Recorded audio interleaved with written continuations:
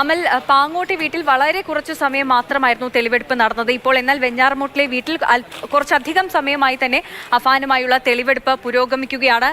Police ഇപ്പോഴും അവിടെ തെളിവെടുപ്പ് പുരോഗമിക്കുകയാണല്ലോ അല്ലേ?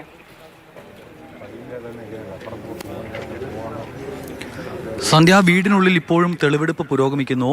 ഈ തെളിവെടുപ്പ് തുടങ്ങിയിട്ട് ഇപ്പോൾ കുറച്ച് സമയമായി. പാങ്ങോടത്തെ വീട്ടിൽ വെറും 5 മിനിറ്റ് മാത്രമാണ് തെളിവെടുപ്പ് ഉണ്ടായിരുന്നതെങ്കിൽ ഇപ്പോൾ വെഞ്ഞാറമൂട്ടിലെ അഫാന്റെ സ്വന്തം വീട്ടിൽ അങ്ങനെയല്ല. അവിടെ തെളിവെടുപ്പ് കുറേ അധികം സമയമായി നടക്കുകയാണ്. അന്വേഷണ ഉദ്യോഗസ്ഥരും അഫാനും വീടിനുള്ളിലാണ് ഇപ്പോൾ ഉള്ളത്. ആദ്യം വളരെ കുറച്ച് ആളുകൾ മാത്രമായിരുന്നു വീടിന് പുറത്തുള്ളതെങ്കിൽ ഇപ്പോൾ നിരവധി ആളുകൾ ഇവിടേക്ക് എത്തിയിട്ടുണ്ട്. പക്ഷേ കാര്യമായ പ്രശ്നങ്ങളൊന്നുമില്ലാതെ പോകുന്നുണ്ട്.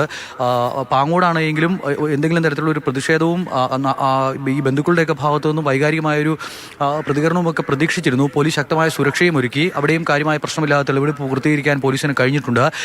ഈ എടുത്തു പറയേണ്ട മറ്റൊരു കാര്യം, നമ്മൾ നേരത്തെ പറഞ്ഞിരുന്നത് ഇന്ന് ഈ സൽമാ ബീവിയുടെ കൊലപാതകവുമായി ബന്ധപ്പെട്ട് തെളിവെടുപ്പിനായി പോകേണ്ട സ്ഥലങ്ങളിൽ ഇനി പ്രധാനപ്പെട്ട 3 സ്ഥലങ്ങളാണുള്ളത്. അത് ഒന്ന് ഈ ഫിനാൻസ് സ്ഥാപനം, അതോടൊപ്പം തന്നെ 2 ഈ ചുറ്റിക വാങ്ങിയ കട, അതോടൊപ്പം പണം നിക്ഷേപിച്ച CDM മെഷീനുണ്ട്, അവിടെയും പോകേണ്ടതുണ്ട്. പക്ഷേ നിലവിൽ നമുക്ക് മനസ്സിലാക്കാൻ കഴിയുന്നത് ഇവിടേക്കുള്ള യാത്രയിൽ പാങ്ങോട് നിന്നും ഇവിടേക്ക് അഫാനുമായി വന്നപ്പോൾ ചില സ്ഥലങ്ങളിൽ വാഹനം നിർത്തിയിരുന്നു. അത് ഒന്ന് ആ ഫിനാൻസ് സ്ഥാപനത്തിൻ്റെ മുൻപിലാണ്. പക്ഷേ അവിടെയുള്ള ആളുകളെയൊക്കെ കാണേണ്ടതുണ്ട്. അവിടുത്തെ CCTV ദൃശ്യങ്ങളൊക്കെ ശേഖരിച്ചുവെങ്കിൽ കൂടി ആ സ്ഥലം സ്പോട്ട് ചെയ്യാൻ പോലീസിനായിട്ടുണ്ട്. അവിടെ വാഹനം നിർത്തി എന്നുള്ളതാണ് മനസ്സിലാക്കുന്നത്. പിന്നീടൊന്ന് പോലീസിൻ്റെ വാഹനം, ഈ അഫാനുമായി വന്ന വാഹനം ഇടയ്ക്ക് ഒന്ന് നിർത്തിയ സ്ഥലം എന്ന് പറയുന്നത് വെഞ്ഞാറമൂടുള്ള ബിവറേജാണ്. ആ ബിവറേജിന് മുന്നിലും വാഹനം നിർത്തിയിട്ടുണ്ട്.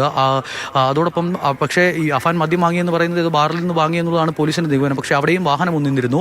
പിന്നെ വാഹനം നിന്നത് CDMA മെഷീൻ്റെ ആ ഭാഗത്താണ്. അവിടെയും നിർത്തി അവിടെ ഇറക്കിയുള്ള ഒരു തെളിവെടുപ്പ് ഉണ്ടായില്ല എങ്കിൽ കൂടി അതൊരു തെളിവെടുപ്പിൻ്റെ ഭാഗമായുള്ള നിർത്തൽ എന്നുള്ളതാണ് നമ്മൾ പ്രതീക്ഷിക്കുന്നത്. അതിനാൽ തന്നെ ഇവിടെ നിന്നും മടങ്ങുകയാണെങ്കിൽ നേരെ പോലീസ് സ്റ്റേഷനിലേക്ക് പോകും എന്നുള്ളതാണ് കണക്കാക്കുന്നത്. ഇപ്പോൾ വീടിനുള്ളിൽ ഏകദേശം ഒരു 20 മിനിറ്റിനോടടുത്താകുന്നു ഈ തെളിവെടുപ്പ് ആരംഭിച്ചിട്ട്. നമുക്ക് ആ ദൃശ്യങ്ങൾ കാണാം. നോക്കൂ, എത്രയെത്ര ആളുകളാണ്, എത്രയെത്ര മനുഷ്യരാണ്, സ്ത്രീകളാണ്, കുട്ടികളാണ് ഈ തെളിവെടുപ്പ് ഒന്ന് കാണാൻ വേണ്ടി അവിടേക്ക് എത്തിയിട്ടുള്ളത്. ജിബിൻ ജെബി കൂടി അവിടെ നിന്ന് നമുക്കിപ്പം ചേരുന്നുണ്ട്. ജിബിൻ, നോക്കൂ, സമയം ഇത്രയായി. ഇനി മറ്റിടങ്ങളിൽ തെളിവെടുപ്പിന് ഒരു സാധ്യതയുണ്ടോ ജിബിൻ? ഇപ്പോൾ സമയം ഏകദേശം 6 മണിയോട് അടുക്കുകയാണ്. പേരുമലയിലെ അഫാന്റെ വീട്ടിൽ ഈ തെളിവെടുപ്പ് ആരംഭിച്ചിട്ട് ഏകദേശം 20 മിനിറ്റും പിന്നിടുകയാണ്. ഇനിയുള്ള സാധ്യത എന്ന് പറയുന്നത് അഫാനെ തിരികെ പാങ്ങോട് പോലീസ് സ്റ്റേഷനിലേക്ക് തെളിവ് പൂർത്തിയാക്കി കൊണ്ടുപോകാനാണ്. കാരണം ഇങ്ങോട്ടേക്ക് വരുന്ന വഴിക്ക് ഈ സ്വകാര്യ ധനകാര്യ സ്ഥാപനത്തിന് മുന്നിൽ വാഹനം സ്ലോ ചെയ്തിരുന്നു. അവിടെ ധനകാര്യ സ്ഥാപനം മണിമുത്ത് എന്ന് പറയുന്ന വെഞ്ഞാറമൂട്ടിലെ സ്വകാര്യ ധനകാര്യ സ്ഥാപനം അടച്ചിട്ടിരിക്കുകയാണ്.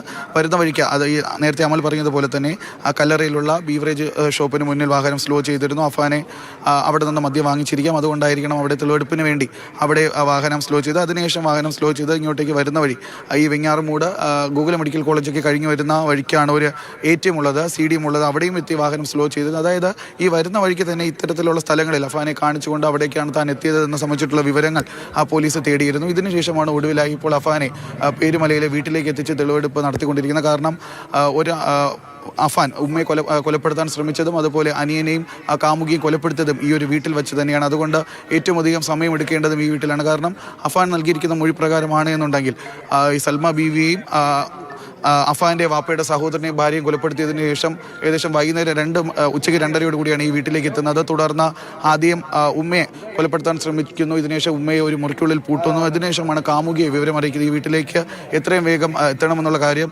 കാമുകിയെ അറിയിക്കുന്നത്. തുടർന്ന് വെഞ്ഞാറമൂട്ടിൽ നിന്ന് കാമുകി ഇങ്ങോട്ടേക്ക് എത്തുന്നു. എന്നിട്ട് വീട്ടിൻ്റെ 2ാമത്തെ നിലയിൽ കയറി ഇരിക്കാൻ വേണ്ടി ആവശ്യപ്പെടുന്നു. അതനുസരിച്ച് ആ പെൺകുട്ടി ഈ വീട്ടിൻ്റെ 2ാമത്തെ നിലയിലാണ് അഫാന്റെ മുറിയിൽ കയറിയിരിക്കുന്നത്. ഇതിനുശേഷമാണ് അഫാൻ തൻ്റെ അനുജൻ, ഏറ്റവും പ്രിയപ്പെട്ട അനുജനെ ഈ വീട്ടിലേക്ക് വിളിച്ചു വരുത്തുന്നത്. അതിനുശേഷം 3:30 നേരത്തെ ഒരു ഓട്ടോ ഡ്രൈവറൊക്കെ നമുക്ക് പ്രതികരണം നൽകുന്നതാണ്. അതായത് അഫാൻ ഇരുചക്ര വാഹനത്തിലാണ് സഹോദരനെ വിവരങ്ങൾ നൽകിയത്. നമുക്ക് ഇപ്പോഴും തെളിവെടുപ്പ് അവിടെ പുരോഗമിച്ചുകൊണ്ടിരിക്കുകയാണ്. നോക്കൂ സന്ധ്യ, ദൃശ്യങ്ങൾ നോക്കൂ, എത്ര കൗതുകം അല്ലെങ്കിൽ ആകാംക്ഷ എന്തൊക്കെയോ ആണ് അവിടെ കണ്ടു നിൽക്കുന്ന ആളുകളുടെ മുഖത്തുള്ളത്. എത്രയോ ആളുകൾ പറഞ്ഞ് കേട്ടറിഞ്ഞ് അവിടേക്ക് വന്നുകൊണ്ടിരിക്കുകയാണ്.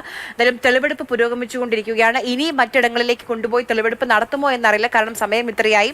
ഗതാഗത തിരക്കുറക്ക് വലിയ പ്രശ്നമായിരിക്കും.